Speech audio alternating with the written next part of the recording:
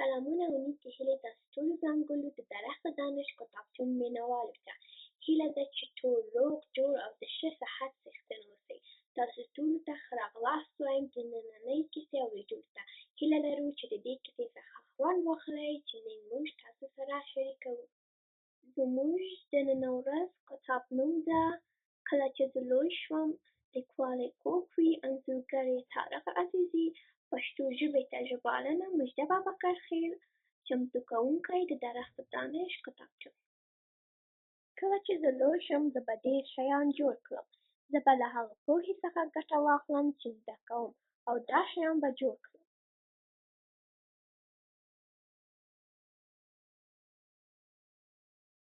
لومړی زه به یو پل جوړ کړم. وروسته زه به یو ډېر لوی برج جوړ کړم. بیا زه تر ټولو اوږده سړک جوړوم. داسې سړک چې له زما له کور څخه پیلېږي او مستقیم تر سپوږمۍ پورې رسېږي. کله چې مې دا شیان جوړ کړل زه به د ودانۍ انجینره شم.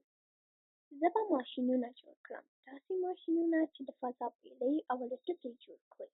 الوتکې به موږ له یو هېواد بل هېواد ته یوسي او د فضا بېړۍ به موږ تر مریخه پورې ورسوي. زه به خپله نه له ځانه سره دې سفرونو ته بوځم. کله چې مې دا شیان جوړ کړل زه به د فضا انجینره شم. زه به یو داسې ماشین جوړ کړم چې د سمندر لاندې حرکت وکړي. دا وسیله به د المونیم او اوسپنې څخه جوړ وي او سرعت یې به ډېر لوړ وي. موږ به د کبانو، نهنګانو او شارکونو سره یو ځای لامبو وهو. زما انا به راته وایي ارامه ارامه تحمیلې، خو زه پوهېږم چې هغه به هم د دې سفر څخه خوند واخلي. کله چې زه دا ماشین جوړ کړم زه به د سمندري انجینره شم. خو زه یوازې په دې بسنه نه کوم. زه به اتومونو څخه برېښنا جوړ کړم. یو کوچنی اتوم به زموږ ټول کلی روښانه کړي.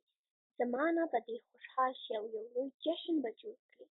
کله چې زه د اتوم څخه برېښنا جوړ کړم زه به د اټومي انرژۍ انجینره شم. زه به ګټور شیان جوړ کړم. زه به خپل کار ته دوام ورکړم او وروسته له دې زه به یو ربات جوړ کړم او هغه به کوکو نوموم. زه به کوکو به ډېر کارونه وکړو. موږ به دیوالونه رنګ کړو، لوښي ومینځو او د انا لپاره کبان ونیسو. کله چې ما ربات جوړ کړ زه به د روباټیک انجینره شم. زه او کوکو به فیروال جوړ کړو. دا فیروال به زموږ کمپیوټرونه او انټرنټ له بدو خلکو خوندي وساتي. هغه خلکو څخه چې هڅه کوي د نورو رازونه غلا کړي. زه به یو لوی اتله شم. زما انا به راباندې ویاړ وکړي. کله چې زه انټرنټ خوندي کړم زه به سایبر امنیتي انجینره شم.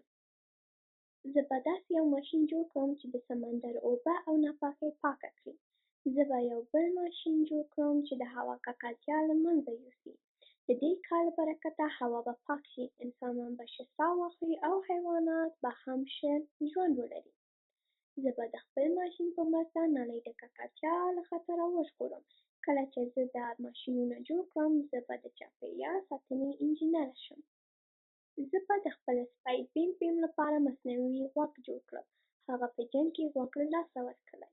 زه به د خپلې انا لپاره مصنوعي غاښونه جوړ کړم او خپل ځان لپاره د الوتلو وزرونه جوړ کړم. کله چې ما مصنوعي غړي جوړې کړې زه به د بایومیډیکل انجینره شم. انجینران زموږ نړۍ جوړوي. دوی زموږ نړۍ ته نوې بڼه ورکوي.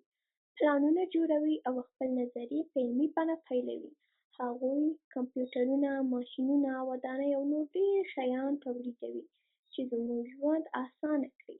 د تلویزیون، موټرو او ایکس-رې ماشینونو جوړونه هم د انجینرانو د زیار او هڅو نتیجه ده.